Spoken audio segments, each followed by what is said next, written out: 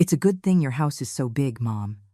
Jessica's parents are going to live on the second floor, and the first floor will be for her sister and the kids. We're family. It's your obligation to take them in without saying a word. My son, Matthew, said those words as casually as if he were asking for a glass of water. He was standing in the middle of my living room, surrounded by suitcases and boxes, with Jessica by his side, smiling as if she had just announced wonderful news. Behind them, Robert and Susan watched the scene with expressions of satisfaction, like people who had already won a battle before it even began. Sarah, Matthew's sister, lingered near the entryway with her two small children, looking around as if she were already calculating which room would be hers. I said nothing. I remained completely still, the warm coffee mug in my hands. I looked at all of them, one by one, and in that instant, I understood that my own son had just tried to strip me of the only thing I had left. My home, my peace, my dignity. The silence that followed was so thick you could feel it on your skin. Matthew was waiting for an answer, maybe a smile of agreement, perhaps an, "Of course, son, whatever you need." But I just stared at him, without blinking, without moving. Then, in a voice so calm that it surprised even me, I said something that made everyone freeze right where they stood. Something that changed everything in a second. Something Matthew never imagined he would hear from my mouth. But to understand why I said what I said, and why my son dared to go so far, I need to tell you how this all started. Because this story did not begin that day in April. It began much earlier, when Matthew decided that my love as a mother was a weakness he could exploit. My name is Eleanor Vance. I am 68 years old, and I built my entire life with my own two hands. When my husband died 12 years ago, I was left alone in this two-story house that we had bought together after 30 years of marriage. He was a good man, hard-working, honest. It took us so much to get this property, but we did it. Every brick in these walls holds the sweat of our efforts. I worked for 42 years as a county clerk. It was not a glamorous job, but it was stable, and it gave me dignity. I learned to be disciplined, methodical, careful with money. I was never one to spend on unnecessary luxuries. I always saved thinking about the future, about the hard days that inevitably come. And they came, of course. First with my husband's illness, then with his death, then with the loneliness that settles into a house too large for one person. But I learned to live with that loneliness. More than that, I learned to enjoy it. I got up every morning with a purpose. I tended to my plants in the garden, kept the house clean and tidy, went for walks in the afternoons, and met with my friends on Sundays. I built a routine that gave me peace. I did not need much to be happy. I just needed my space, my tranquility, my independence. Matthew, my eldest son, was always affectionate with me. After his father's death, he started visiting more frequently. At first, he only came on weekends, sometimes with Jessica, his wife. We would talk, eat together. He would ask me how I was, if I needed anything. I appreciated those visits. They made me feel like I was not completely alone in the world, that I still had family, that I still mattered to someone. Over time, the visits became longer. Matthew started staying some weekdays, bringing work home, using the second-floor study as a makeshift office. Jessica came with him, always polite, always willing to help with the cooking or cleaning. It seemed genuine. It seemed like filial love. It seemed like respect. I opened the doors of my home to them because they were my family, because I trusted them, because I believed their presence was a blessing and not a strategy. How naive I was. It all started to change one afternoon last November. I was reviewing my bank statements, something I did religiously every month, when I noticed a strange transaction. A transfer for $3,000 that I had not authorized. My heart sped up. I immediately thought of fraud, of some thief who had gotten my information. I called the bank right away, demanding an explanation. The answer left me cold. The transfer had been made from my own account, using my login credentials, from an IP address that corresponded to my house. Someone had gotten onto my computer, used my personal information, and transferred my money without my consent. But it was not a stranger. It was not a common thief. It was my own son. When I confronted Matthew that same night, he did not deny anything. He sat on the living room sofa, hands between his knees, staring at the floor like a scolded child. Jessica was beside him, also silent, not daring to intervene. "I'm sorry, Mom," he finally said in a low voice. "I had a court judgment pending. If I didn't pay it this week, they were going to garnish my account. I just borrowed the money. I'll pay you back, I swear." Borrowed, as if my money were his, as if he had the right to go into my bank account and dispose of my savings without even asking me. I stared at him, trying to recognize the man I had raised, the little boy who used to play in this very yard, the young man who would hug me and tell me he would always take care of me. "When were you planning on telling me?" I asked, keeping my voice calm, even though a contained fury was making my hands tremble. "I was going to tell you, Mom. I just needed to solve the problem first. I didn't want to worry you." "You didn't want to worry me, but you did want to steal from me." "It's not stealing, Mom. We're family. We're blood. What's yours is mine." "No." Those words echoed in my head like an alarm. "What's yours is mine." Just like that. That's shameless. My son saw no problem with what he had done. To him, I was simply an available resource, a personal ATM, a mother obligated to solve his financial problems without question, without demanding respect. "I want my money back," I told him, with a firmness that surprised even Jessica. "The $3,000. By next week." Matthew nodded quickly. Too quickly. "Of course, Mom. I'll pay you back. I promise." But I saw something in his eyes that made my blood run cold. It was not regret. It was calculation. It was the look of someone already thinking about the next move, the next excuse, the next way to get what he wanted. That night, when Matthew and Jessica finally left, I stayed alone in the living room with the lights off, watching the shadows the moon cast on the walls. Something had broken between us. Something that perhaps could never be repaired. And worst of all, a part of me already knew it. Matthew was not going to pay me back that money. He never would. Because to him I was not his mother. I was his personal bank. 2 weeks passed, and Matthew never once mentioned the $3,000. He came to visit as if nothing had happened, as if there were no outstanding debt between us, as if I were foolish enough to forget what he had done. I said nothing during those days. I just watched, waited, made a mental note of every gesture, every word, every uncomfortable silence when the topic of money brushed up against the conversation. Jessica acted normally, making coffee in my kitchen, arranging the flowers in the living room vase, talking about the weather and the news as if everything were perfectly fine. But I saw the tension in her shoulders, the way she avoided my gaze when Matthew and I were in the same room. She knew. She knew her husband had stolen from me and had done nothing to stop it. One afternoon, while Matthew was checking his phone on the sofa, I decided to break the silence. "When are you planning to pay me back my money, son?" He looked up slowly, as if my question had pulled him from a deep sleep. Jessica stopped stirring her teaspoon in her teacup. The silence settled between us like an unwelcome guest. "Oh yeah, Mom. I'm getting the money together. It's been a tough month at work. But don't worry. I'll pay you back." "When exactly?" "Soon. I promise. Soon." That empty word people use when they have no intention of following through. Soon could mean a week, a month, a year, never. I knew that game.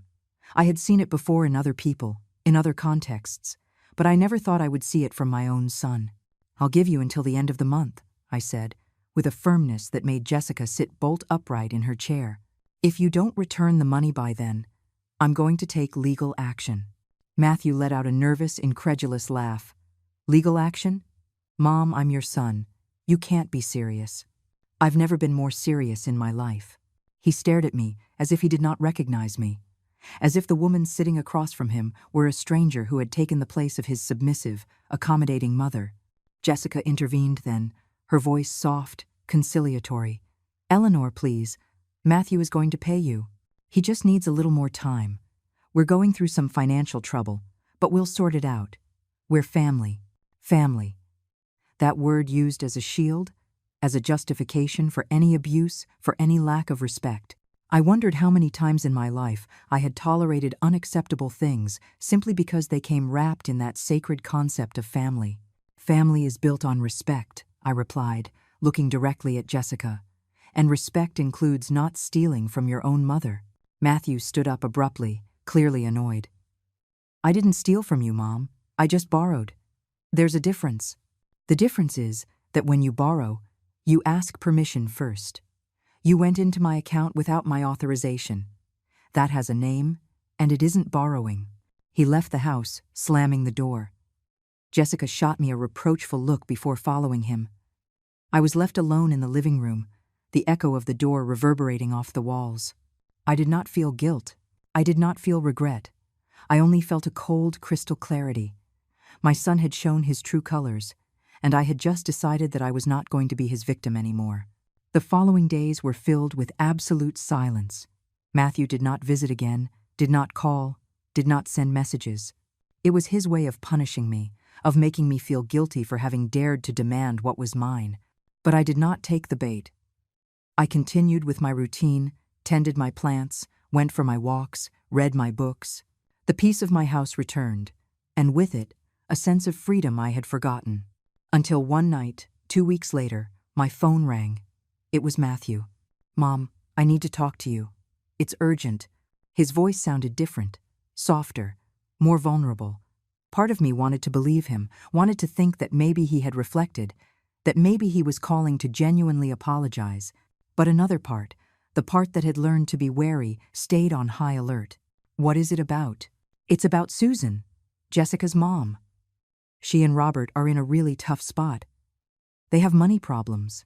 They lost their savings in a bad investment, and now they can't pay the rent on their apartment. They're being given 30 days to evict." I listened to his story in silence, waiting for the moment he would get to the real reason for his call. "They need help, Mom. Just about $2,000 to get current on their payments. I know we just had that issue with the money, but this is different. It's a real emergency." There it was, the request, the real motive. And the most incredible part was that Matthew truly seemed to believe I would agree after everything that had happened. "Matthew, the answer is no." "What do you mean, no?" "Mom, they're my wife's parents. They're family. They're your in-laws. They are not my responsibility. And even if they were, I'm not lending money that I know I'll never get back. You're still in debt to me, in case you forgot. Mom, please. I promise this time is different.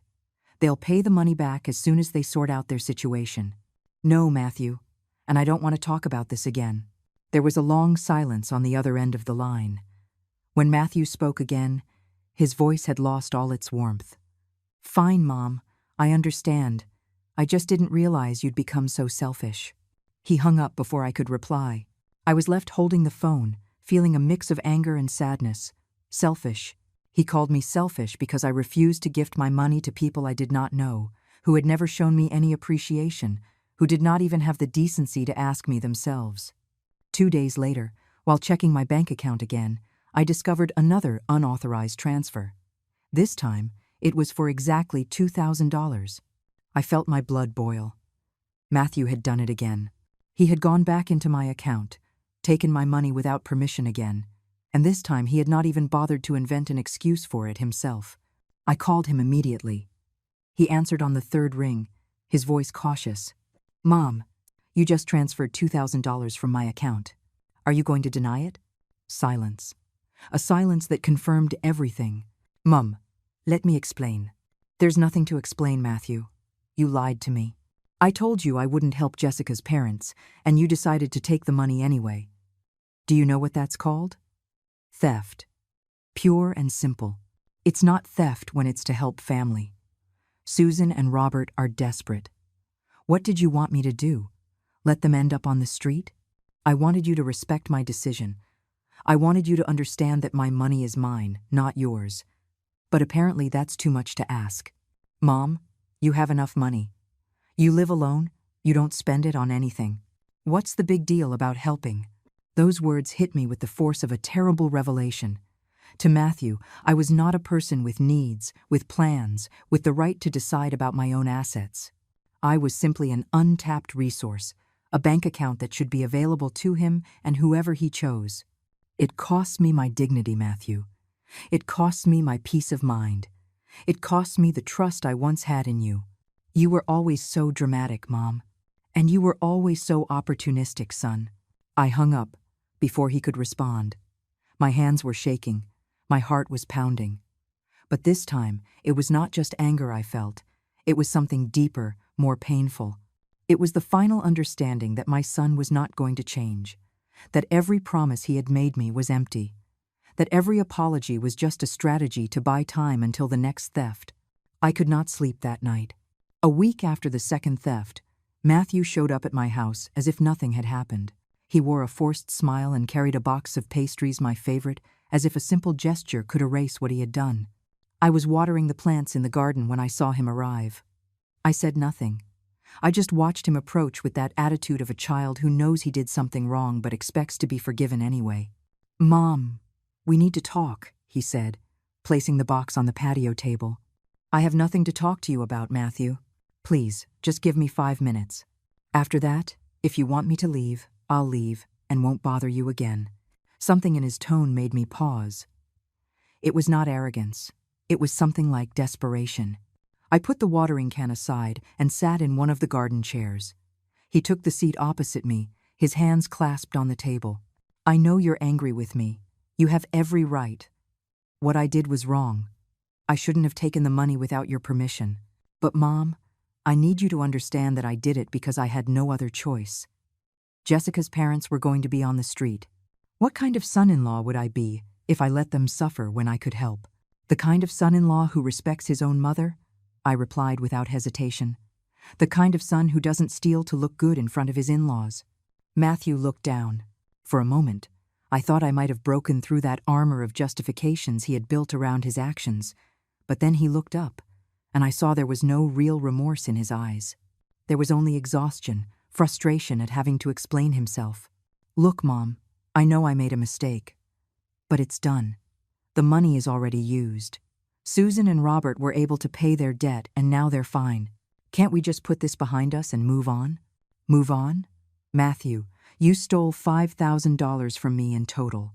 $5,000. And now you're asking me to forget it as if it were nothing. I'll pay you back every cent. Just give me time." "I already gave you time. I gave you my trust. I gave you access to my home, my life, everything I have, and all you did was take advantage." He fell silent, looking out at the garden. I kept talking, because I needed him to hear it, even though I knew he probably was not really listening to my words. "Do you know what hurts the most, Matthew? It's not the money. Money can be replaced. What hurts is realizing that to you, I'm just a means to get what you want. I'm not your mother. I'm your personal ATM. Don't say that, Mom. You know I love you. Love without respect isn't love. It's manipulation." Matthew sighed, clearly annoyed by the turn of the conversation. He stood up and walked a few steps toward the garden fence, turning his back to me. "Susan wants to get to know you better," he said suddenly, changing the subject. "She's celebrating her birthday next Saturday. A small gathering, just close family. Jessica and I want you to come." The idea of spending an afternoon with Matthew's in-laws, the very people he had gifted my money to without consulting me, was absurd, but something in his request sounded more like an order disguised as an invitation. As if my attendance were mandatory, part of a larger plan I could not yet grasp. "I don't think that's a good idea. Mom, please. It's important to Jessica. She really wants you to integrate more with her family. Besides, it would be a good opportunity for you to see that Susan and Robert are good people. Maybe then you'll understand why it was so important to me to help them." There was something in his insistence that made me uncomfortable. But I was also tired of fighting, tired of the constant tension. And a part of me, a foolish, hopeful part, thought that maybe if I got to know these in-laws, if I saw their situation with my own eyes, I could find some peace with what had happened. "All right," I said finally. "I'll go." The smile that appeared on Matthew's face was one of triumph, not joy. I should have noticed it then. I should have realized something was wrong. But I did not. I still wanted to believe my son was capable of acting with good intentions. Saturday arrived too quickly. Matthew picked me up in his car at 4 o'clock in the afternoon. Jessica was in the passenger seat, wearing an elegant dress and flawless makeup. She greeted me with a smile that did not reach her eyes.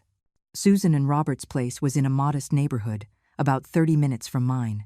It was a small apartment in an old building, with walls that needed painting and an elevator that made worrying noises. When we arrived, several people were already gathered in the living room. Music, laughter, the smell of homemade food filling the air. Susan greeted me with an exaggerated hug, as if we were lifelong friends. She was a woman my age, maybe a couple of years younger, with hair dyed an artificial brown and a smile too wide to be genuine. "Eleanor, what a joy you came. Matthew has told us so much about you." I wondered what exactly Matthew had told them. Nothing good, probably. Robert, her husband, was a burly man with a loud voice and rough manners. He shook my hand too hard and guided me into the living room where the rest of the guests were chatting animatedly. I was introduced to aunts, cousins, neighbors. Everyone seemed to have known each other forever. I was clearly the outsider in this group. For the first hour, everything went normally. I ate something, had a soda, and exchanged polite words with a few people. Matthew and Jessica were always nearby, watching, making sure I was comfortable. Or so it seemed. But then, after they had cut the cake and people were starting to relax with a few more drinks, Robert raised his glass and called for silence. "I want to make a toast," he announced in his booming voice. "To my wife, Susan, who turns 65 today and is still the most beautiful and cunning woman I know." Everyone laughed and applauded. I smiled politely, too, hoping the toast would end soon so I could go back to my quiet corner. But Robert was not finished. "And I also want to toast to being here, in our home, despite the difficulties. Because thanks to certain generous people, we were able to pull through and celebrate this day as a family."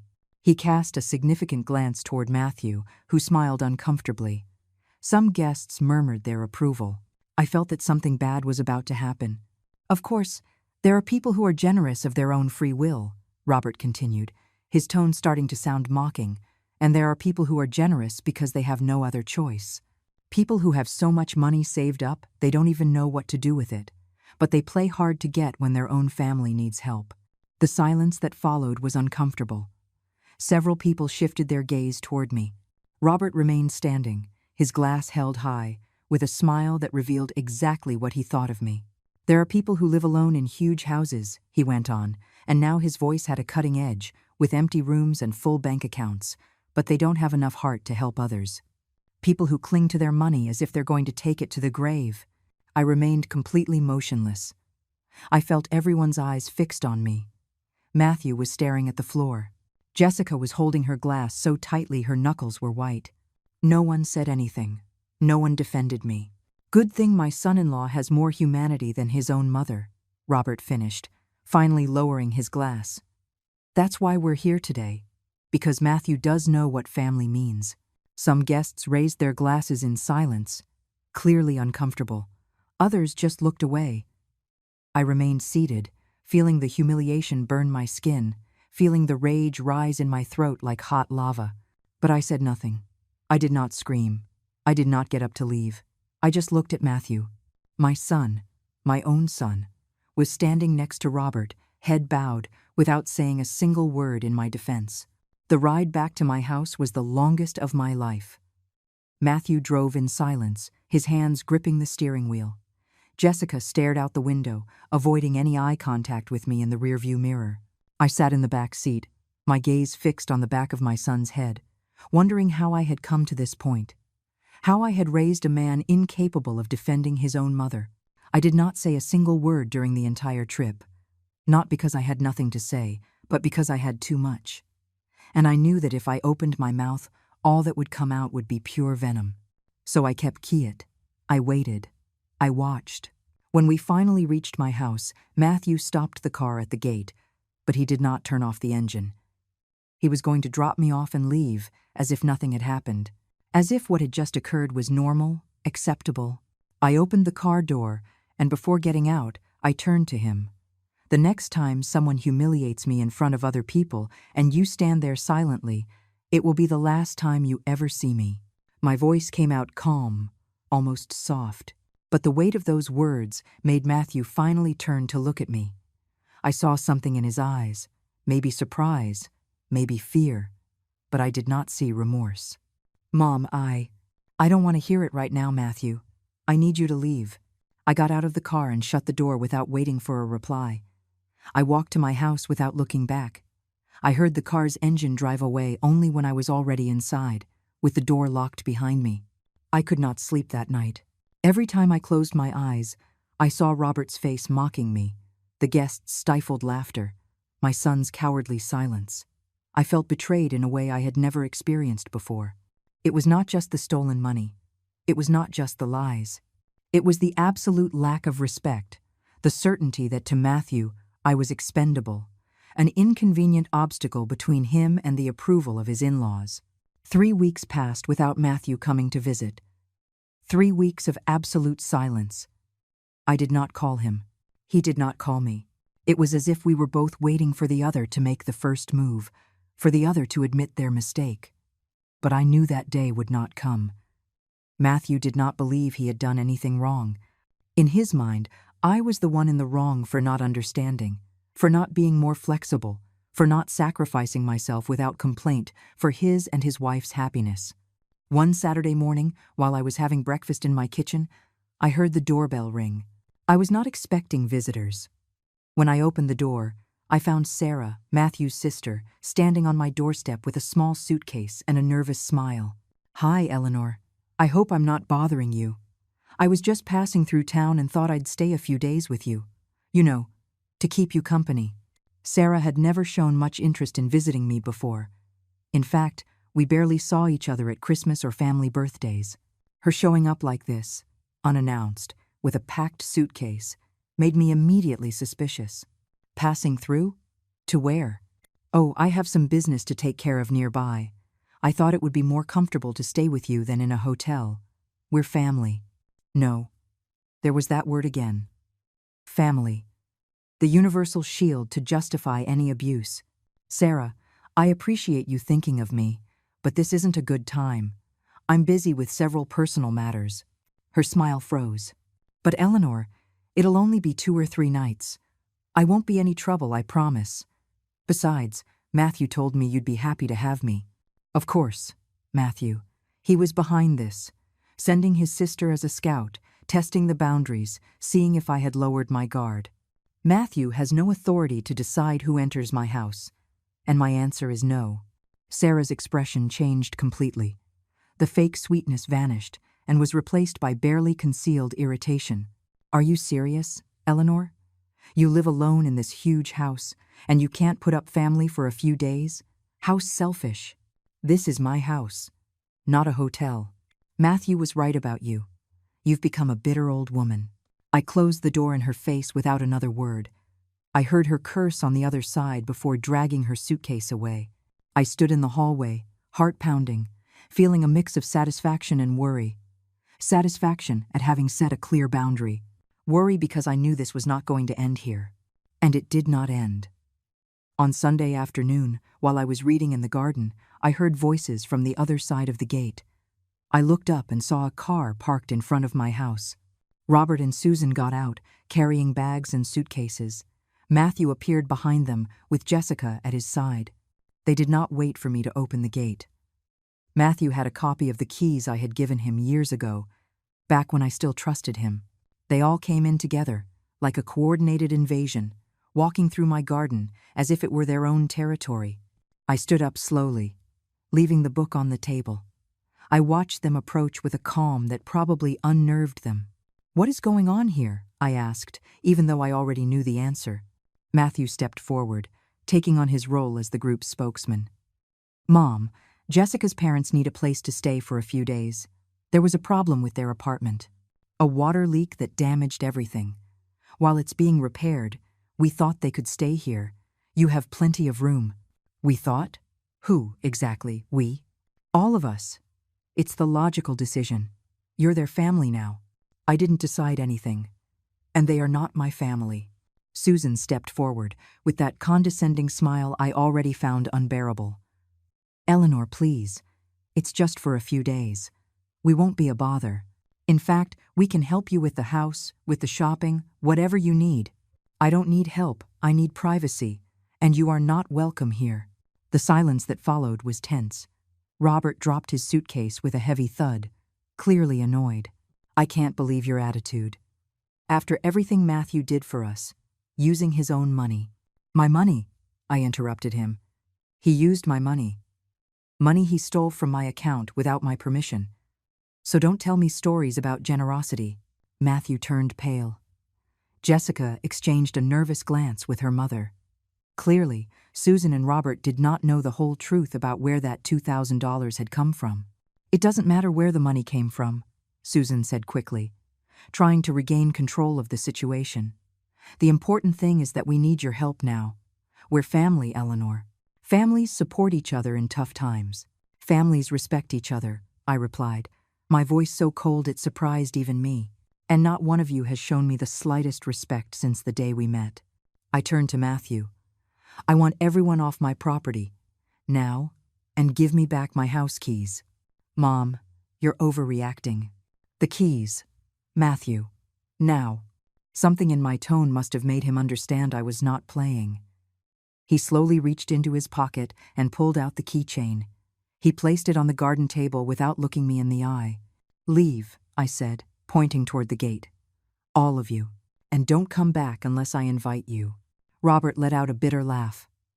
You're a heartless woman. A selfish person who'd rather live alone in her palace than help her own family. This house is not a palace. It's my home. The home I built with my work, with my effort, with the sweat of years of sacrifice. And nobody, absolutely nobody, has the right to come in here without my permission and make me feel guilty for protecting what's mine. Susan opened her mouth to argue, but Jessica took her by the arm. Mom, let's go. This is pointless. One by one, they picked up their things and walked to the gate. Matthew was the last to move. He stood in front of me, an expression of disbelief on his face. I can't believe you're doing this. I can't believe you tried it. He left without another word. I watched them drive away from my garden, get in the car, and leave. When the sound of the engine faded into the distance, I locked the gate and walked back to my house. For the first time in weeks, I felt like I could breathe. The days that followed were strangely calm. My house was mine again, just mine, with no unexpected visits, no demands disguised as requests, no reproachful looks. I returned to my routine with a relief I had not felt in months. I watered my plants every morning, made my coffee without rushing, and read in the garden during the afternoons. It was as if I had reclaimed a piece of myself that had been lost. But that peace came at a price. And that price was the certainty that I had lost my son. Not physically, but emotionally. The bond that united us had broken. Or perhaps it had only been revealed for what it always was. Fragile, conditional, built on expectations I was no longer willing to meet. One afternoon, while having tea in the kitchen, I received a call from an unknown number. I hesitated before answering, but something made me pick up the phone. Eleanor Vance. It was a woman's voice, polite but with an authoritative tone that immediately put me on alert. Yes, this is she. Who is speaking? This is Susan, Jessica's mother. My first reaction was to hang up, but curiosity got the better of me. I wanted to know what new strategy they had devised, what new attack was disguised as courtesy. What do you want, Susan? I want to talk to you, woman to woman. No intermediaries. Not Matthew, not Jessica, just you and me. I have nothing to talk to you about. I think you do, because what's happening between you and Matthew affects all of us. And I think it's time someone told you a few truths. There was something in her tone that irritated me deeply. That barely disguised superiority. That certainty that she had the right to give me lessons on how to be a mother. Go ahead. I'm listening. Eleanor, you treat your son like he's a stranger. You control him. You judge him. You make him feel guilty for wanting to help his family. Matthew is a grown man, married, with responsibilities. And you still treat him like he's a child who needs your permission for everything. I felt the rage rise in my throat like a hot wave. I control him. Susan, your son-in-law stole $5,000 from me. Not once, but twice. He went into my bank account without my permission and transferred my money as if it were his. Does that seem normal to you? What seems normal to me is that you're a possessive mother who can't stand her son having his own life. Matthew did what he did because he knew you'd refuse to help. Because you always refuse. Because you'd rather hoard your money like a dragon than share it with your family. My money is mine. I earned it. I saved it. and I have the right to decide what to do with it. I don't have to finance the problems of people I don't even know. Those people are your daughter-in-law's parents. They're part of your family now.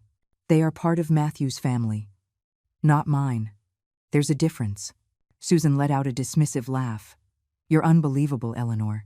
You live alone in that huge house, with no one visiting you, no one who loves you, and you still cling to your money and your pride as if they're the only things you have. Let me tell you something. One day, you're going to need help. You're going to be sick or lonely or scared. And in that moment, you're going to remember all the times you rejected your own family. And no one is going to be there for you. Her words hit me harder than I wanted to admit. Not because she was right, but because they touched on a fear that lived in the back of my mind. The fear of loneliness, of old age, of vulnerability. But I did not give her the satisfaction of knowing she had affected me. If that day comes, Susan, I'd rather face it alone than surrounded by people who only see me as a walking ATM. Now, if you're finished insulting me, I have things to do. You're digging your own grave, Eleanor. And when you're in it, don't expect Matthew to come and cry for you. She hung up before I could reply. I was left holding the phone, shaking with rage, not because of what she had said, but because of the cruelty with which she had said it. And the worst part was knowing that Matthew had allowed this woman to speak to me like that. Maybe he had even encouraged her to do it. That night, as I was making dinner, I received a text message from Matthew. It was brief, almost cold. Mom, Susan told me what you two talked about. She didn't have to be so rude to you, but you didn't have to treat her like that either. She was just trying to help. I did not respond. There was no point. Anything I said would be twisted, misinterpreted, used against me.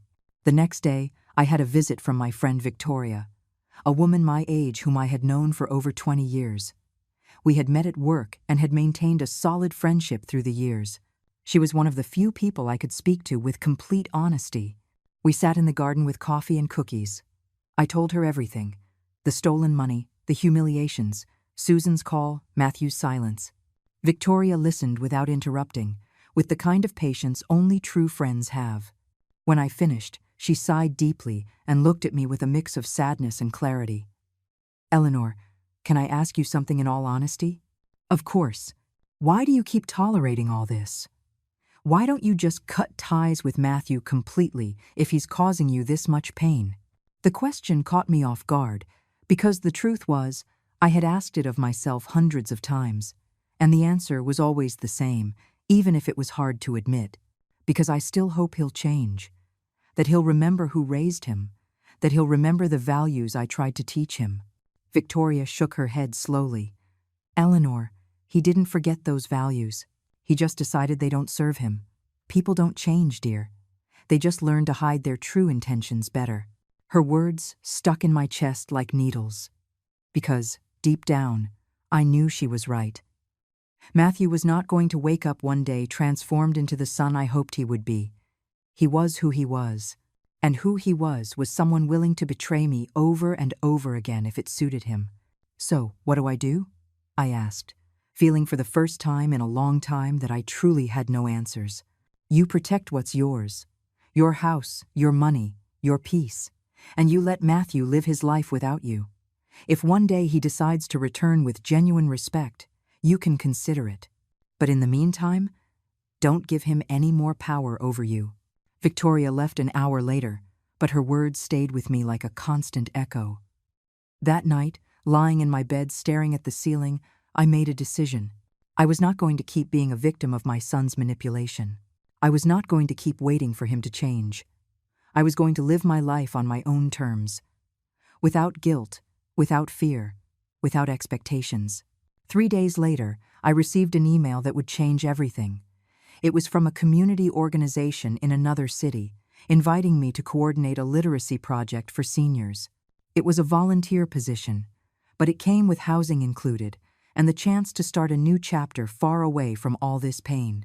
The offer arrived like a sign from the universe. A way out. An opportunity to start over in a place where no one knew my story, where I could just be Eleanor, not the disappointed mother, not the selfish woman, not the walking ATM. I seriously thought about accepting. I imagined what it would be like to pack up my things, sell the house, cut all ties, and just leave. The idea was tempting, liberating, but also terrifying. I called Matthew to tell him, not because I needed his permission, but because I felt he deserved to know, that he deserved to see the consequences of his actions. He answered on the third ring, his voice tired. "Mom, Matthew, I received a job offer in another city. It's an important project. I'd be gone for several months, maybe longer." There was a long silence. When he spoke, his voice sounded different, vulnerable, scared. "You're going to leave? You're going to leave me? You already left me, Matthew. A long time ago, when you decided your loyalty was with Jessica's family and not with me."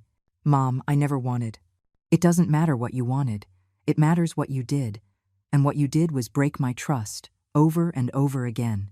So yes, I'm considering leaving, starting fresh, far away from all this. Please, don't. We can fix things. I can change." "That's the thing, Matthew. I don't think you can. And I don't have the energy to keep waiting." I hung up before he could answer. That night, as I reviewed the email from the organization, I made a decision. I was not going to leave. Not because Matthew had asked me not to, but because this house was mine, this land was mine, this life was mine, and I was not going to be chased out of my own home by anyone. If someone had to leave, it was not going to be me. I replied to the community organization's email, thanking them for the offer, but declining the invitation. I wrote that I had personal matters to resolve here, in my city, in my home. I did not mention that those personal matters had a name and a face. I did not mention that I had just decided I was not going to run away from my own life. I stood by my bedroom window, looking at the garden I had cultivated for years, the flowers I had planted with my own hands, the trees that had grown with me. This house had my essence in every corner. I had cried here, I had laughed here, I had grown old here. I was not going to abandon it out of fear or exhaustion. I was not going to hand them that victory. The following days were quiet, almost too quiet. Matthew did not call again after our last conversation. He did not send messages. He did not show up at my door.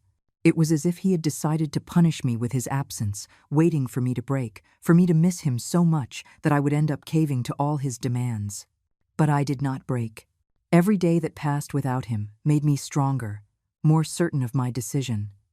I began to enjoy the solitude that used to terrify me. I cooked meals just for myself, watched the movies I wanted to watch, organized my time without having to justify anything to anyone. It was liberating. Until one afternoon in July, 2 months after I had thrown them out of my house, the phone rang. This time it was a number I recognized. "Matthew. Mom, I need to talk to you. It's urgent. Please." There was something in his voice that made me pause. It was not manipulation. It was genuine desperation. "What happened?" "It's Robert, Jessica's dad. He's sick. He needs heart surgery." "It's serious, Mom. Very serious." I waited in silence, knowing what was coming next.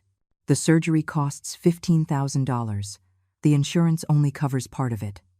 We need another $8,000 to be able to do it. If he doesn't have it soon, the doctors say, they say he might not make it. And you're calling me. Why? Because we don't have anyone else. Mom, Jessica, and I have used up all our savings. Susan has no money. Jessica's siblings can't help either. You're our last option. Our last option. Those words echoed in my head with painful clarity. I was not his first option. I was not someone Matthew turned to because he valued or respected me. I was the last resort, the backup plan, the person he only called when everything else had failed. "Matthew, I'm very sorry about what's happening to Robert. I truly am, but I am not giving you that money." There was a silence so profound I thought he had hung up. But then I heard his short, sharp breath, as if he were holding back tears. "Why, Mom? Why are you so cruel?" "I'm not being cruel. I'm being realistic.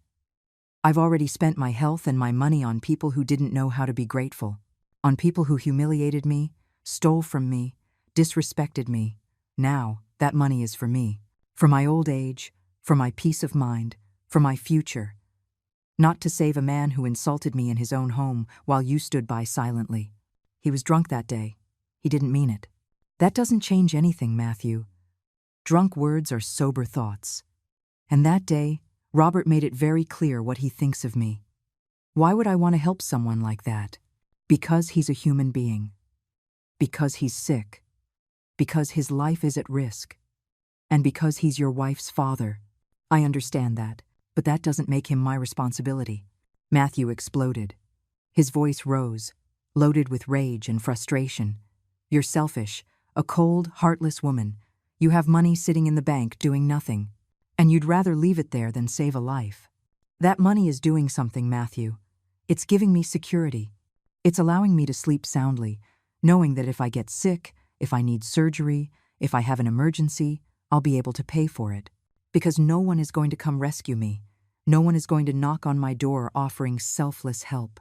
I would help you. You? The same person who stole $5,000 from me and never paid it back?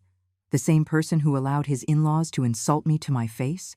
The same person who disappeared for 2 months because you didn't get what you wanted from me? Forgive me, son, but your word isn't worth anything to me anymore. I heard a sob on the other end of the line.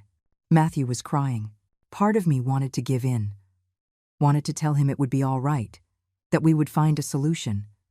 But the stronger part, the part that had learned to protect itself, held firm. I'm sorry, Matthew. My answer is no. And this time, it's final. I hung up the phone before he could keep talking. My hands were shaking, my heart was pounding, but I did not feel guilty. I felt clear. I felt free. Half an hour later, I received a flood of text messages. First from Jessica, begging me to reconsider, telling me her father was a good man, that he had made mistakes but did not deserve to die for them. Then from Susan, with messages full of insults and accusations. She called me greedy, miserable, a soulless monster. She told me that one day I too would be sick and alone, and that no one would come to help me because I had chosen this. I blocked all their numbers, one by one, without hesitation. That night, Victoria came to visit. I had told her over the phone what had happened, and she insisted on coming to keep me company. We sat in the living room with wine and cheese, like two friends who had survived similar battles. Do you think I did the right thing? I asked her, even though I already knew the answer. I think you did the only thing you could do. Protect yourself. I feel terrible. A man is sick, maybe dying, and I have the money to help him, but I'm refusing. Eleanor, listen to me carefully. You are not responsible for Robert's health. You are not responsible for Matthew and Jessica's financial problems. You are not responsible for fixing the lives of people who have treated you like garbage. Your only responsibility is to yourself.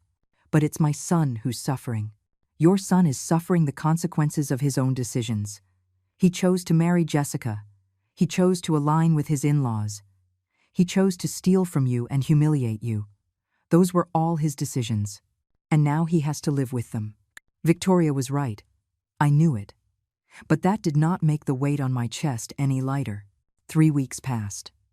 I heard nothing from Matthew during that time. I did not know if Robert had gotten the surgery, if he had survived, if he had died. Part of me wanted to know. Another part preferred ignorance. Until one Saturday morning, as I was watering my plants, I heard the sound of a car parking in front of my house. I looked up and saw Matthew getting out of the vehicle. He was alone. He walked toward the gate with slow steps, as if every foot cost him enormous effort. I opened the gate, but I did not invite him in. We stood there, facing each other, separated by a few feet of distance that felt like an abyss. How's Robert? I finally asked. He survived. We got the money. Jessica sold her car. Susan pawned her jewelry. I took out a loan that I'll be paying off for years. But we got it. The surgery was successful. He's recovering. I felt an unexpected relief. Not because I particularly cared about Robert, but because it meant Matthew could not hold his father-in-law's death over my head forever. I'm glad, I said sincerely. Matthew looked at me with tired, empty eyes. I came to tell you something, Mom. Something I should have told you a long time ago. I waited in silence. You're right. About everything. I treated you badly. I used you. I disrespected you. And the worst part is, I did it consciously. I knew it was wrong, but it was convenient for me, so I did it anyway, and now I'm paying the price. What price? Jessica and I are on the verge of divorce. She blames me for not getting your help. She says if I were a better son, you would have helped. Susan won't speak to me. Robert won't either. They all see me as a failure. And maybe they're right. I said nothing. I did not know what to say. I also came to tell you something else, he continued, his voice trembling. I found an apartment to rent. I'm moving out. Away from Jessica, away from her family, away from this whole disaster. I need to start over. I need to find out who I am without all this pressure. That sounds good, I replied honestly. That's it? That sounds good? What do you want me to say, Matthew? That I'm proud? That I forgive you? I'm not ready for either of those things. But I am glad you're making decisions for yourself, even if they're painful. He just stared at me, his expression one of total defeat. Matthew stood there in front of me, waiting for something more. A word of comfort, perhaps, a promise that everything would be all right. But I had nothing left to give him. I had spent all my compassion, all my patience, all my capacity to forgive without consequences. What was left was just a harder version of myself, a version that had learned to set boundaries even when it hurt. That's all? He finally asked, his voice barely audible. What else were you expecting, Matthew? I don't know. Maybe for you to tell me you still love me, that I'm still your son, despite everything. I looked him in the eyes, those eyes that were once a little boy's, running through this very garden, hugging me when he had nightmares, telling me I was the best mom in the world. You will always be my son. That doesn't change. But love without respect is just a way of hurting yourself. And I am no longer willing to hurt myself for anyone. Not even for you. Matthew nodded slowly, as if he had finally understood something he had been trying to deny for months. He turned around and walked to his car. I watched him leave for the second time, but this time was different. This time, I did not feel guilt. I only felt a deep, clean sadness, like the quiet after a storm has passed. The weeks that followed were strangely peaceful. Matthew kept his word and moved into his own apartment. I heard nothing more from Jessica or her parents. It was as if that entire chapter of my life had slammed shut, leaving me at a new beginning I had not asked for but desperately needed. I started going out more. I rejoined a yoga class I had abandoned years ago. I joined a book club at the local library. I met new people, people who knew nothing of my history with Matthew, people who saw me simply as Eleanor, a 68-year-old woman with her own interests and a life ahead of her. Victoria remained my confidant, my closest friend. One afternoon, while we were having coffee at her house, she told me something that stuck with me. Do you know what I admire most about you, Eleanor? You didn't become bitter. So many women in your situation would have closed themselves off from the world, would have turned their pain into resentment. But you chose to grow. You chose to move forward. I don't always feel that way, I admitted. Sometimes I wake up in the middle of the night and wonder if I did the right thing. If I was too harsh. If I should have given Matthew one more chance. Those moments of doubt are normal. But look at yourself now. You're more alive than ever. More yourself. Isn't that proof enough that you made the right decision? She was right. For the first time in years, I felt whole. I did not need my son's validation to know my worth. I did not need to sacrifice myself to feel useful. I was enough, just being me. But as life often goes, the calm never lasts forever. One Tuesday afternoon, 3 months after our last conversation, Matthew appeared at my door again. This time, he was not alone. He brought Sarah, his sister, who greeted me with a shy smile. "Mom, can we come in? We need to talk to you about something important." I hesitated. Every fiber of my being told me to say no, to close the door and leave them outside. But there was something in Matthew's expression that made me reconsider. It was not manipulation. It was something like genuine nervousness. I let them in. We sat in the living room. Sarah fidgeted with her hands, clearly uncomfortable. Matthew spoke first. "Mom, Sarah and I have been talking a lot lately. About what happened, about how we treated you. And we both want to apologize, genuinely." Sarah nodded quickly. It's true, Eleanor. I acted terribly when I just showed up expecting you to take me in. It wasn't fair. And, well, Matthew told me everything that happened with the money and Jessica's family. I didn't know about any of that. If I had, I would have talked to him. Why are you really here? I asked, tired of preambles. Matthew took a deep breath. I came to propose something. A new beginning. A way to rebuild what we broke. I want us to wipe the slate clean. To start over as if none of this ever happened. You can't start over when there's a $5,000 debt in the middle. That's just it. I want to pay you back that money. I don't have it all now, but I can start paying you monthly. $200 a month until it's completely paid off. The offer took me by surprise. Not because it was generous, it was not. $200 a month meant more than 2 years of payments. But it was the first time Matthew had formally acknowledged the debt. The first time he had put concrete numbers and timelines on it. And what do you want in return? Nothing. Just for you to give me a chance to prove I can change, that I can be the son you deserve. I looked at Sarah, who remained silent. And what's your role in this? I just came to support my brother. And to apologize to you, too. I know we don't have a close relationship, but I'd like that to change. I'd like us to be a real family. There was sincerity in their words. Or at least it seemed that way. But I had learned to be wary of pretty promises. Promises were only as good as the consistent actions that backed them up. I accept the payments, I said finally, but with conditions. No surprise visits. No additional requests for money. No involving third parties in our relationship. If you want to rebuild trust, you're going to have to do it with actions, not words. Matthew nodded enthusiastically. Of course, Mom. Whatever you say. They left half an hour later. Matthew left me an envelope with the first $200 in cash. I stared at that envelope for a long time after they left, wondering if it was really possible for people to change. If Matthew could keep his promise. If I could ever trust him again. For the next 2 months, Matthew delivered. Every 30 days, exactly, he would appear at my door with an envelope containing $200. He never stayed long. He would just hand me the money, we would exchange a few polite words about the weather or his job, and then he would leave.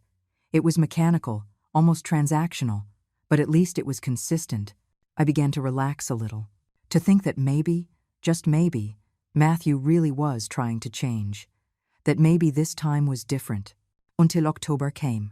Matthew arrived on his usual date, but this time he had a more animated expression than usual.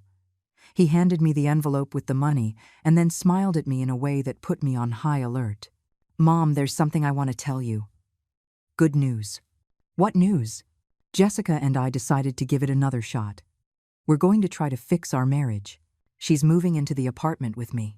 I felt a coldness spread down my spine. I'm happy for you. And there's more. Her parents, well, they're still having money problems after the surgery. The medical bills were sky high, and their apartment still has mold issues.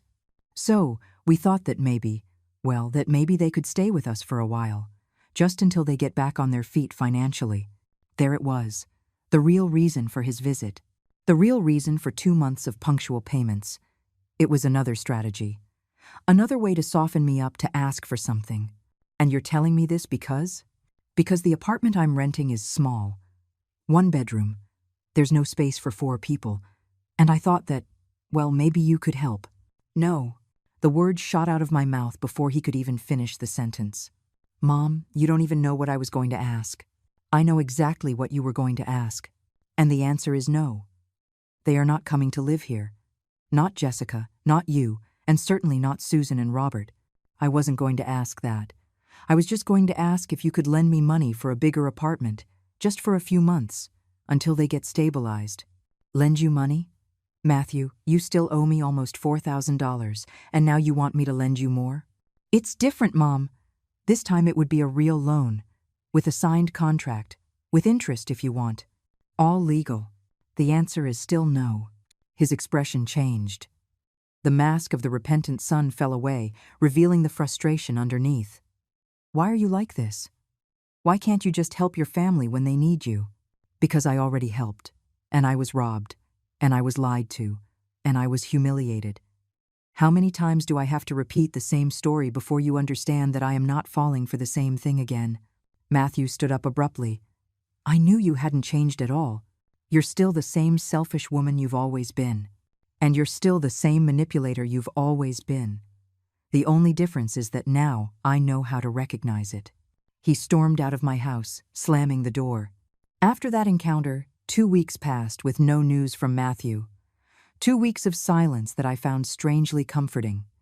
I no longer expected anything from him.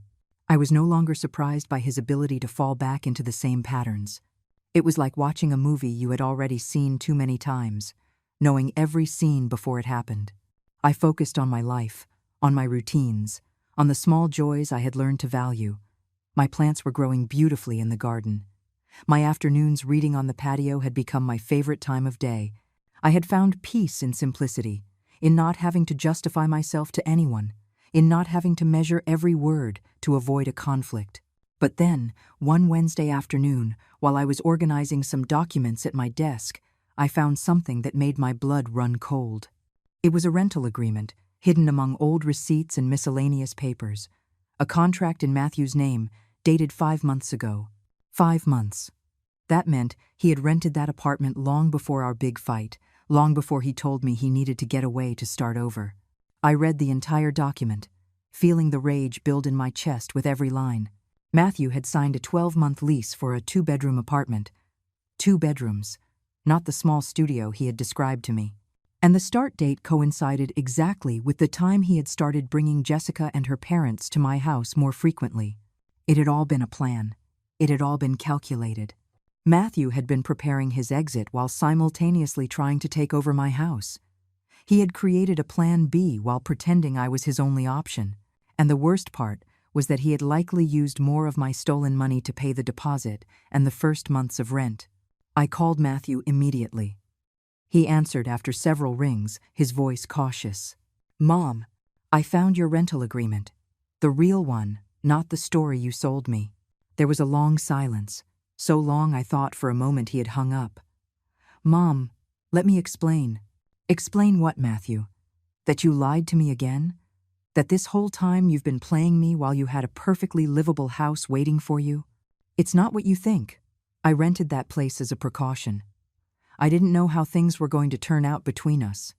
I needed to have a backup plan. A backup plan.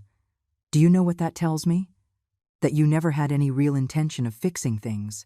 That everything you've told me, every apology, every promise, has just been to keep me as your safety net while you built your life without me. It's not like that, Mom. I wanted things to work, but I also needed to protect myself. What did you want me to do? End up with nothing if you decided to kick me out for good? You wanted me to trust you while you didn't trust me. You wanted me to believe you while you were already planning your next move. Don't you see how sick that is? You're the one who cut the relationship, Mom. You're the one who made it clear I had no place in your life anymore. What was I supposed to do? Wait on the street hoping you'd change your mind? You were supposed to be honest. You were supposed to tell me the truth. But that seems to be impossible for you. Matthew let out a bitter laugh. The truth? You want the truth? The truth is, I rented that apartment because I knew this moment would eventually come. The moment you got tired of me and shut the door in my face. Because that's what you do, Mom. You set impossible conditions, and when we don't meet them, you discard us. Just like you did with Dad before he died. Those last words hit me like a slap. What does your father have to do with this? Everything. Dad spent the last years of his life trying to please you, to be enough for you, and he never was. There was always something to criticize, something to improve, and now you're doing the same thing to me. Your father was a good man who respected me, something you clearly never learned to do. Dad was afraid of you, Mom, just like I am. That's why he never contradicted you. That's why he accepted everything you said without question. It wasn't respect, it was resignation. Every word was like a poison, designed to make me doubt, to make me feel guilty, to twist the story and turn me into the villain of his narrative. And the most terrible part was that a small part of me wondered if he was right. If I had been too hard, too inflexible, too demanding. If you really believe that, I said, my voice trembling, then it's better we don't speak again. because there's no way to fix something when the foundations are this different. Maybe you're right, Matthew replied, and for the first time in our entire conversation, his voice sounded sincere. Maybe we never had a real chance. Maybe we were always destined to end up like this. Maybe, I repeated. He hung up without saying goodbye. I sat at my desk, the contract still in my hands, feeling an emptiness I did not know how to fill. Had I been too hard? Had I demanded too much? Or had I simply tried to protect myself from someone who was determined to hurt me? I called Victoria. I needed to hear the voice of someone who truly knew me, who could give me perspective without judging me. Eleanor, listen to me carefully, she said after I told her everything. Matthew is trying to manipulate you, again. He's using your husband's memory to make you feel guilty. He's trying to make you doubt yourself, so you'll lower your guard. Do not fall for his game. What if he's right? What if I've been a terrible mother? A terrible mother wouldn't have worked for 42 years to give him a roof over his head. A terrible mother wouldn't have forgiven the first theft. A terrible mother wouldn't have endured public humiliation with dignity. You're not perfect, Eleanor. No mother is. But you are not the villain Matthew wants to paint. Her words gave me some peace, but not completely. The doubts were still there, whispering in my mind during the sleepless nights. 2 more weeks passed. 2 weeks in which I tried to process everything that had happened, to find meaning in a relationship that seemed to be broken beyond repair. I began to accept that maybe Matthew and I would never have a normal relationship again, that maybe the best thing for both of us was to keep our distance. Until one Saturday in April, exactly 1 year after this all began, I heard the sound of several cars parking in front of my house. I looked out the window and felt the world stop. There was Matthew, getting out of his car. And behind him, Jessica. And behind her, Susan and Robert, carrying large suitcases. And further back, Sarah with her 2 small children, also with luggage. They were all walking toward my gate like an organized procession, like an army preparing for the final invasion. Matthew had a key in his hand.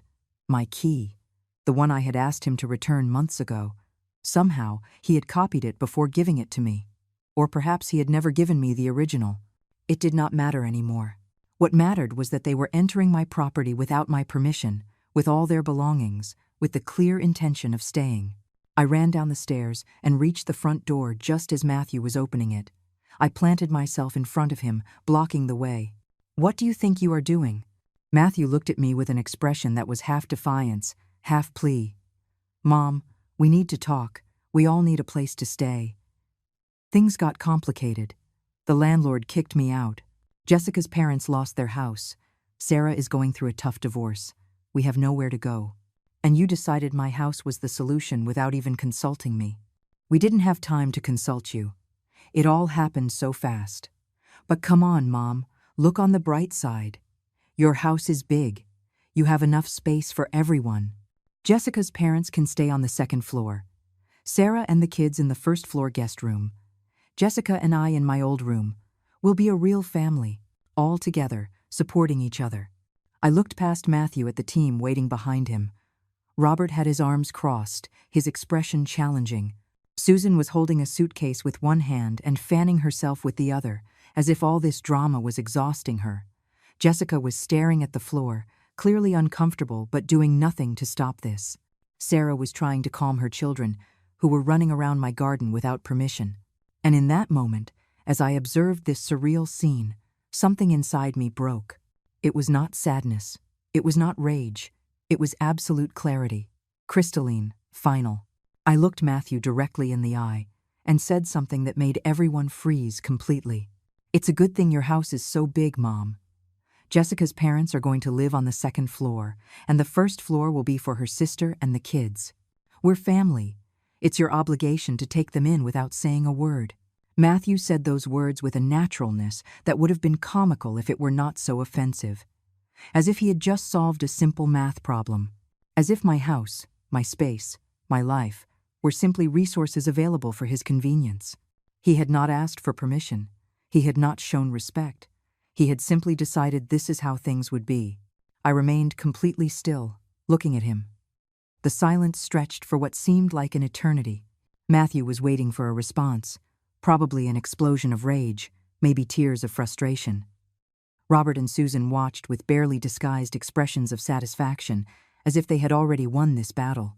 Sarah held her children close, preparing to enter. Jessica kept staring at the floor, unable to face what was happening. And then, in a voice so calm that it surprised even me, I said the words that would change everything. Perfect. Then everyone stays. Everyone except you, Matthew. You get out. Now. The silence that followed was absolute. No one moved. No one breathed. Matthew looked at me as if I had just spoken in an unknown language. What? What did you say? You said my house is big. And you're right. It is big. It's spacious. And it's mine. All mine. So here is my decision. Everyone can stay. Susan and Robert on the second floor. Sarah and her kids on the first floor. Jessica can stay too if she wants. But you, Matthew, you get off my property immediately. And first thing tomorrow morning, I am starting the legal proceedings to recover every cent you stole from me, plus interest, plus damages. I am going to hire the best lawyer I can find, and I am going to make sure you pay every consequence for your actions. Matthew took a step back, his face pale. Mom, you can't be serious. I have never been more serious in my entire life. You were the one who made the decision to bring all these people to my house without consulting me. You were the one who decided I didn't deserve respect, that my opinion didn't matter, that my boundaries didn't exist. Now I am making my own decision. And my decision is that you get out of my life, permanently. Robert stepped forward, his expression confused. Wait, you're saying we can stay? Of course. Matthew said you're family. And if you're family, you deserve a roof over your heads. So go ahead, bring your bags up, get settled. Make my house your home. There's only one condition. Matthew does not enter. Not today, not tomorrow, not ever again. Susan and Robert looked at each other, clearly baffled by this unexpected turn of events. Sarah had stopped trying to control her children and was watching us with wide eyes. Matthew turned to Jessica, looking for support. Are you going to allow this? Are you going to let her kick me out like this? Jessica finally looked up. Her eyes were full of tears. Matthew, I don't know what to say. This is too much. Jessica, I'm your husband. You're supposed to be on my side. I have been on your side this whole time. When you took money from your mom without telling me. When you humiliated her at my parents' house. When you planned all of this without considering her feelings. I was always on your side. But this is wrong, and I think you know it. Matthew looked at her with an expression of absolute betrayal. Then he turned to his sister. Sarah, are you going to stand there quietly too? Sarah looked down. Matthew, I'm sorry, but I need a place for my children, and if Eleanor is offering, you're all traitors. All of you. We're not traitors, I said, my voice firm. We are simply accepting your own proposal. You said this house was big enough for everyone. And it is. It just doesn't include space for someone who has proven, time and time again, that he doesn't know what it means to respect his own mother. Matthew looked at me with a mixture of rage, pain, and something resembling fear. He realized he had lost, that his master plan had backfired in the most unexpected way possible. You can't do this, he whispered, but his voice had no conviction left. I can, and I am. Now get off my property before I call the police. The police? You'd call the police on your own son? I'd call the police on a trespasser who entered my home without permission, using a key he copied illegally. You choose which one you'd rather be. My son who leaves of his own free will, or a criminal who is escorted out by the authorities. Matthew opened his mouth to reply, but no sound came out. He just stood there, shaking, his eyes filling with tears he refused to shed. Finally, after what felt like an eternity, he turned around and walked to his car. We all watched him in silence. He got into the vehicle, slammed the door, and just sat there for several minutes. I could see his silhouette through the windshield, his head resting on the steering wheel. Part of me wanted to run out, to hug him, to tell him it would all be okay. But the stronger part, the part that had learned to protect itself, held firm. Finally, Matthew started the engine and drove away. I watched him disappear down the street until the sound of the car faded completely. I turned back to the group still standing in my garden, all of them with expressions of absolute shock. "Now," I said, my voice calm but firm, "I need all of you to listen very carefully to what I am about to say. No one is staying in this house. Not Susan, not Robert, not Sarah, not the children, and not Jessica. You all have exactly 5 minutes to gather your things and get off my property. If you don't, I will be calling the police for real this time." Robert exploded. "You tricked us. You said we could stay." I said that so Matthew would understand the absurdity of his proposal, so he would feel even a fraction of the pain and betrayal he has made me feel for this entire time. But now, the show is over. Leave. Susan pointed a finger at me, her face red with fury. "You're a manipulative witch, a heartless woman. You did that to your own son." I showed my own son the consequences of his actions. I taught him that he cannot keep using people without expecting them to eventually fight back. And now, I'm teaching you all the same lesson. This is my house, my space, my sanctuary, and none of you are welcome here. Sarah gathered her children quickly. "I'm sorry, Eleanor. We shouldn't have come like this." "You're right. This was wrong." "I know," I replied simply. One by one, they picked up their suitcases and headed for their cars. Jessica was the last to move. She approached me before leaving. "Eleanor, I'm sorry for everything. Matthew convinced me this was a good idea. He said that deep down, you wanted us to come back, that you just needed someone to take the initiative. He lied to me, too." "I know," I repeated. "And now you have to decide if you want to keep standing by someone who lies to get what he wants." Jessica nodded slowly, tears streaming down her cheeks. "I think I already know the answer to that question." She left without another word. When the last car disappeared from view, I locked the gate, changed every lock on the house, and finally, I could breathe. That night, I sat on my patio with a hot cup of tea. The sky was clear, full of stars that shone with an intensity I had not noticed in a long time. The cool air brushed against my skin. Everything was silent, peaceful. I thought about Matthew, about the little boy he had been, about the man he had become, about all the chances I had given him, about all the times I had forgiven, hoping for a change that never came. And for the first time, I felt no guilt for what I had done. I felt no regret. I just felt relief. I got up and walked through my house, through my rooms, through my garden, through every corner that had been invaded, threatened, nearly stolen. But now it was mine again, completely mine. And as I watched the sunrise from my window the next morning, I understood something fundamental.